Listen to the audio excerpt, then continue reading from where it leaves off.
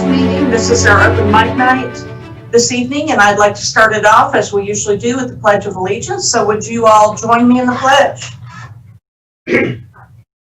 I pledge allegiance to the flag of the United States of America and to the republic for which it stands, one nation, under God, indivisible, with liberty and justice for all.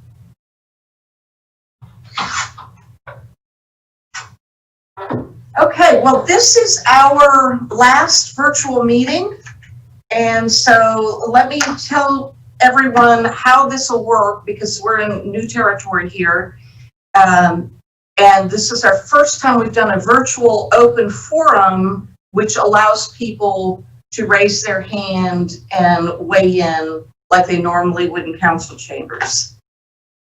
So tonight we'll be hearing from members of the public who have joined our Zoom meeting to directly address me and council, just as they would when they approach the dais to speak during our in-person open forum meetings. Those addressing mayor and council tonight joined the meeting in advance, as were the instructions shared in our public communications. Now that the meeting has started, we will not be able to admit additional speakers from the public. However, you can always contact with your elected officials by emailing us at roswellmayorandcouncil@roswellgov.com. I'd like to share some information about how this virtual open forum format will work tonight. Members of the public joining us to speak this evening are currently in a virtual waiting room and their microphones are muted. When prompted by me, please click on the raise your hand option in the Zoom application if you are ready to speak. When I call on you, your microphone will be unmuted and you will be able to speak for up to 5 minutes, which is the same maximum time limit per person in our in-person open forums. We'll hear from members of the public through audio only. When you have finished speaking or have reached your maximum allotted time, I'll let you know if you do, and you will be moved back into the waiting room and your microphone will be muted again. You may choose to stay in the waiting room to watch the rest of the meeting, or you may click leave the meeting option to exit. If you leave, you can always continue to watch the meeting via one of the city's live stream options. If you happen to lose your connection during the meeting, we will not be able to readmit you to the queue. But remember, you can always send your questions or comments to roswellmayorandcouncil@roswellgov.com. I'd also like to note, as I said earlier, that we will be going back to in-person public meetings in July. Well, it's been great to have this technology available, and by the way, our IT staff to guide us through it. Public meetings are important, but I think we all agree that looking forward to getting back to in-person meetings, and we'll of course be taking certain precautions to keep everyone safe when we do so. So this is a happy virtual meeting finale. And thank you all for joining us. The first person in the queue is Sally McKenzie. Sally, would you please speak with us? I'm here.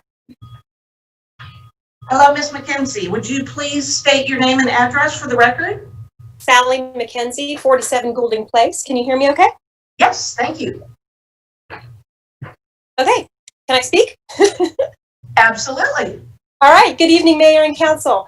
At the last transportation meeting, the idea of creating a Citizen Gateway Project Committee was introduced. While I'm appreciative of this attempt, this concept is not the best use of city dollars or staff and citizen volunteer time. It will only further delay what is really needed. The issues with the Gateway Project and the continued misrepresentation from RDOT do reinforce the need for what many residents have been asking for, and that is a Citizen Advisory Transportation Commission. Such a commission would be similar in form and function to the Planning Commission. They would be an additional resource for council in making transportation-related decisions, while also providing a conduit to and representation of the residents of Roswell. I do not understand why there is such opposition to this concept from some on council. It would make council's job a lot easier while ensuring better end results. The Oxbow Road intersection, quote, improvements, end quote, are just one example. I attended early transportation meetings where this project was explained to council. I do not remember RDOT specifically addressing the fact that the new intersection would create large, open, 20 to 35-foot depressions on either side of the new road. I do not remember them discussing the reasoning for the 11-foot wide lanes and the wider curb cuts. There were so many details that were difficult to really comprehend. And as we all know, the devil is in the details. I wonder what would have transpired if there had been an additional group of folks involved in the review, really digging in and considering other perspectives and issues. The only advice council had was from RDOT, from the RDOT experts. And it's true, RDOT is made up of experts road engineers, but they are not expert city planners, and they are not aesthetically focused. They are certainly not economic developers. Oxbow will be an ugly, unfortunate scar right smack in the middle of the HD. All so that cut-through commuter traffic can dump onto Mimosa Boulevard and head on to Marietta. On the proposed gateway specifically, without even questioning as to why RDOT was asking for an additional, unanticipated $2.2 million in gateway funding, council approved it. This was after RDOT told council in 2018 that the newly approved $800,000 in funding would complete final design activities, not contribute to them, not move them along, but complete them. Additionally, RDOT called this request anticipated. This is not true. Had these funds been anticipated, then there would have been some discussion or something in writing somewhere, but there is nothing. Number two, regarding the gateway, T-SPLOST dollars. After providing pretty pictures with buried utility lines to illustrate how T-SPLOST dollars would be used, and after stating this in interviews and on several places online, RDOT simply removed the pretty pictures and put up new ones with the power lines back up, just like that. No explanation other than, after being pushed and pushed, quote, burying the power lines is expensive, end quote. Did they not have estimates when they represented this to the public who voted on it? Shouldn't they have done their due diligence? RDOT also changed the online timeline and project descriptions overnight, just like that, essentially revising history. Is council simply going to let things like this continue to happen? Clearly something is broken here, and Roswell is suffering as a result. The Transportation Advisory Committee would provide consistency in monitoring long-term transportation projects. Additional perspective will only bring about a better end result for Roswell. Please do not waste time and money on a gateway committee whose purpose is to pick out the color of the sidewalk bricks or decide whether we want oaks or maples. Roswell needs more than that. Regarding Mr. Ross' statements at the transportation meeting, even he noted that the only real citizen involvement was in 2011 and 2012. He tried to say that there had been many meetings since then involving the public. This is not true. He also stated that he attended 2 pre-COVID. I'm not aware of those meetings, and I would love to know what those meetings were. Were they public meetings? Because I don't think so. The last public gateway meeting I am aware of was in 2018. There, RDOT showed pretty renderings of the gateway. Posters clearly stated the plan was proposed. At the late 2019 meeting, when additional funding was approved, it was affirmed after public questioning that this was just funding and not the final plan approval, but just more funding. But at the recent transportation meeting, I believe it was Councilmember Judy who mentioned that the gateway plan had passed. So which is it? I know the street plans were approved in 2012. The actual I think we cut her off. Okay. Thank you, Ms. McKenzie. Who is next, please?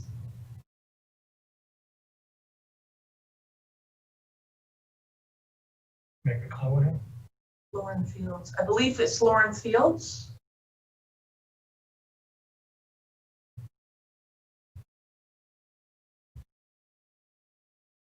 Hello, can you hear me? Yes, thank you. Great. Okay, mine is pre-recorded, so I'm going to start the tape, if that's good. I assume it is. Yes. Lauren Fields. I live in Roswell on Spring Hills Drive. Excuse me, we're having trouble hearing that. The wrongs of injustice. Okay, well, the volume's up. I'm trying to figure out where the volume is on my phone. I can hold it closer. But Okay, it was very difficult. What? It was very difficult to hear. Okay, I don't know where the volume is, like in the speakers. Do I hold it close to the speaker? I'm just trying to figure that out. So I'll hold it as close as I can. If you can't hear it, then, okay. Thank you. Passion, great of mercy, may your world change to abundance. The unjust change the way. May the meditation of heart be pleasing to your ear. A universal voice seen and heard for change. It was loud in Roswell too. Thank you for listening, Mayor, City Council, and staff. There is so much you can lead in. I have pre-written thoughts I'd like to share in this 5-minute opportunity. The opportunity is current and coexist with the Black Lives Matter March. My son asked, "What's next?" and answered, "More laundry," with 3 bullet points. The homeless want a home, manual labor wants a living wage, green space wants more land.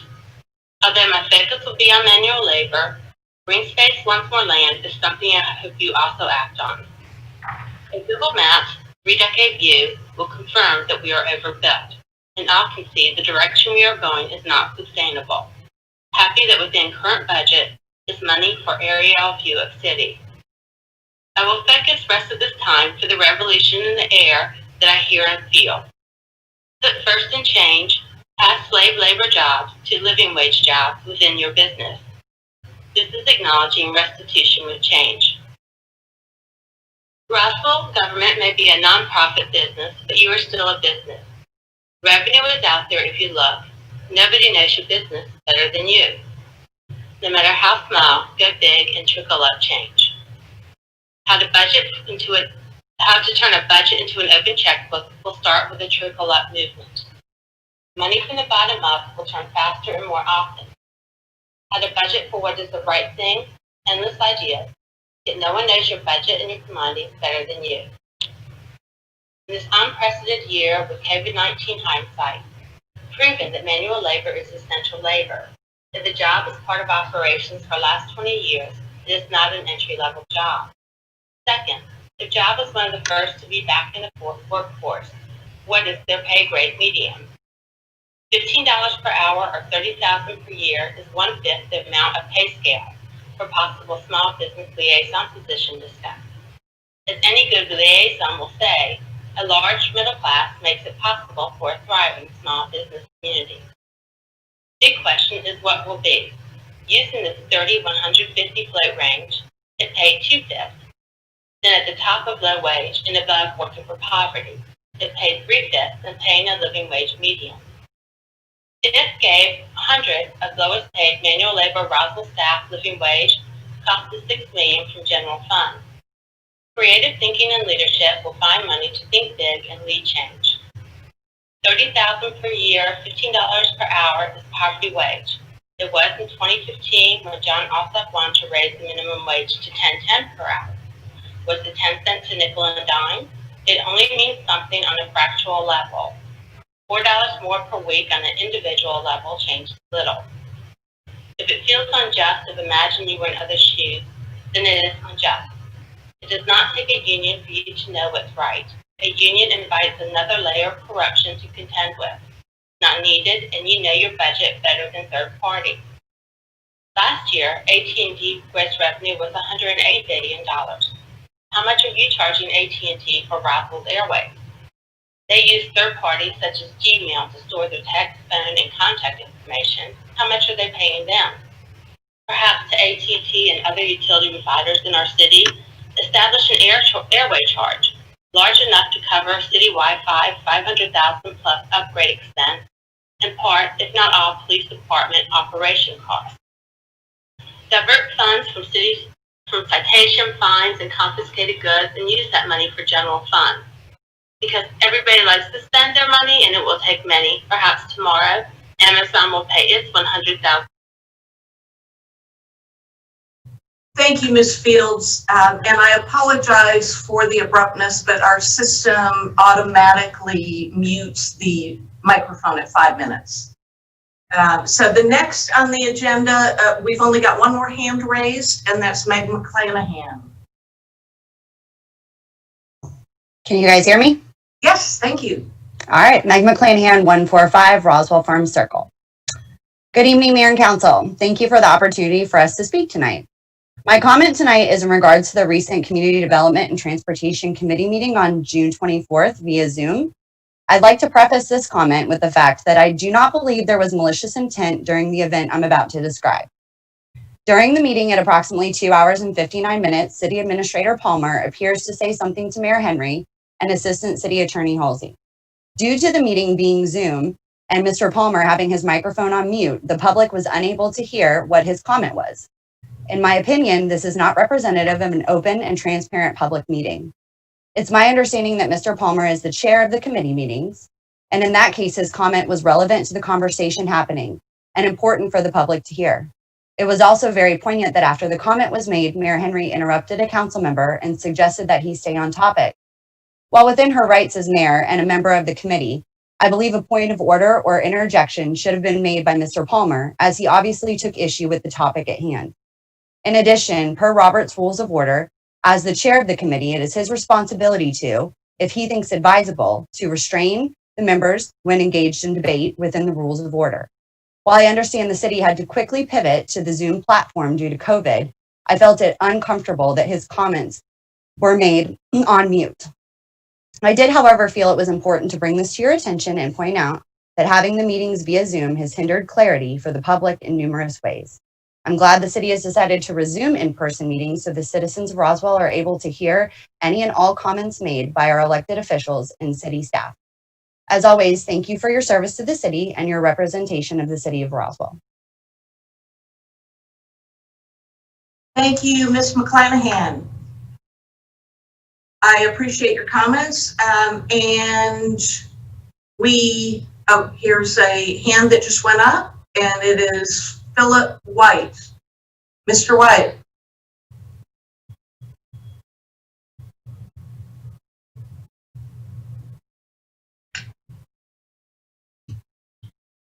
Hello, can you hear me? Yes, thank you.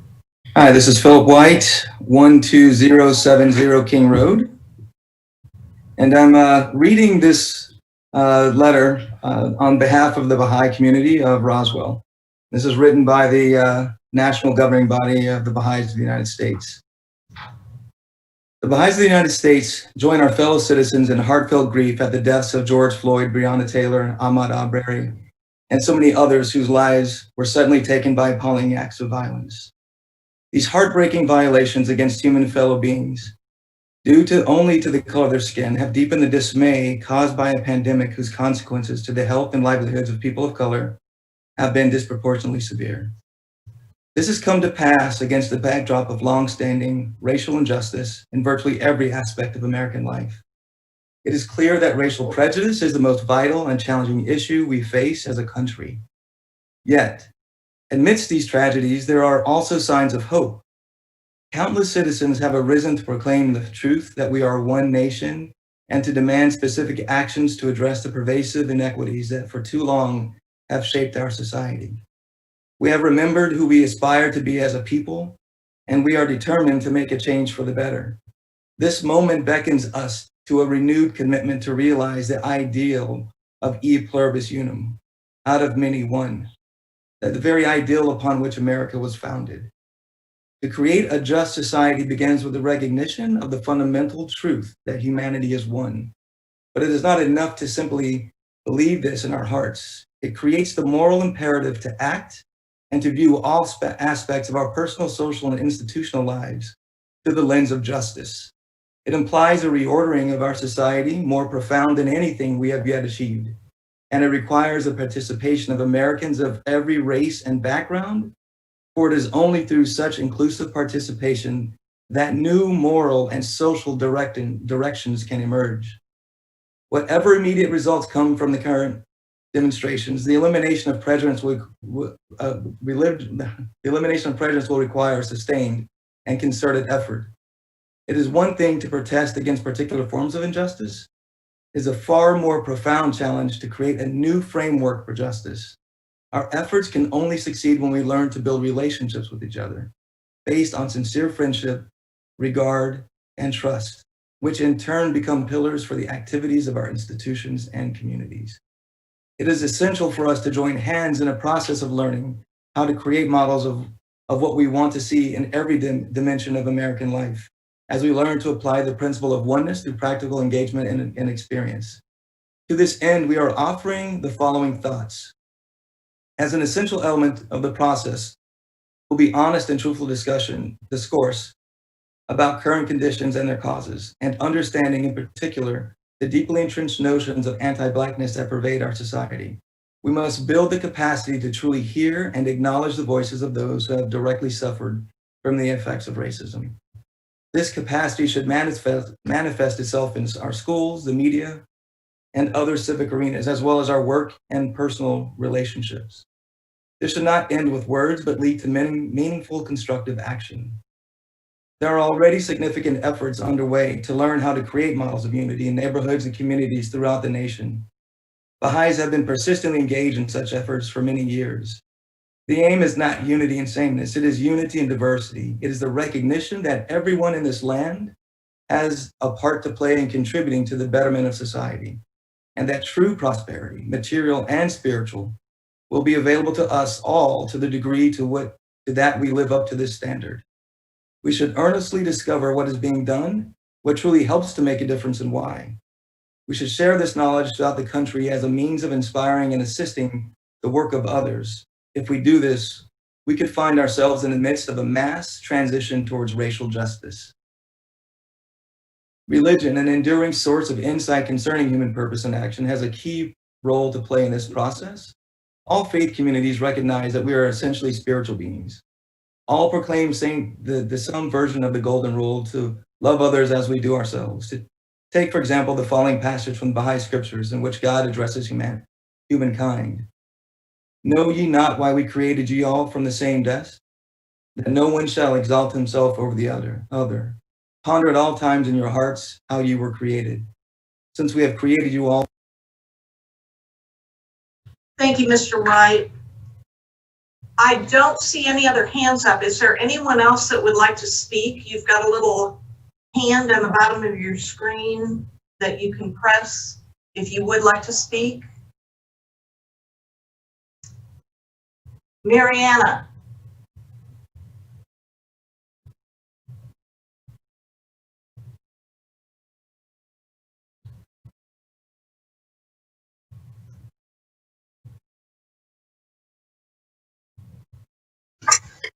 Yes.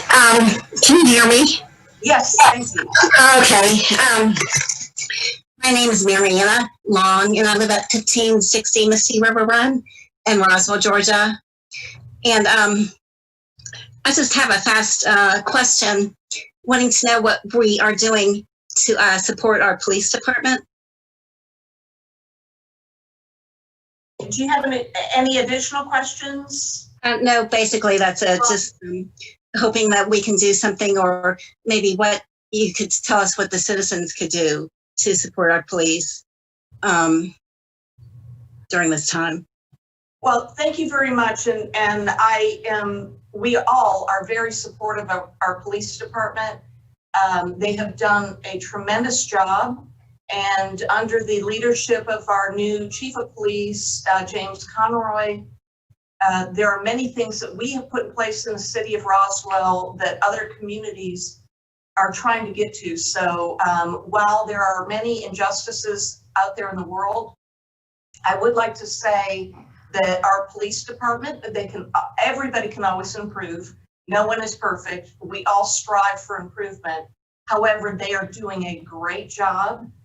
They have done a great job with the various marches, protests, meetings that we've had in Roswell, and I commend them for that.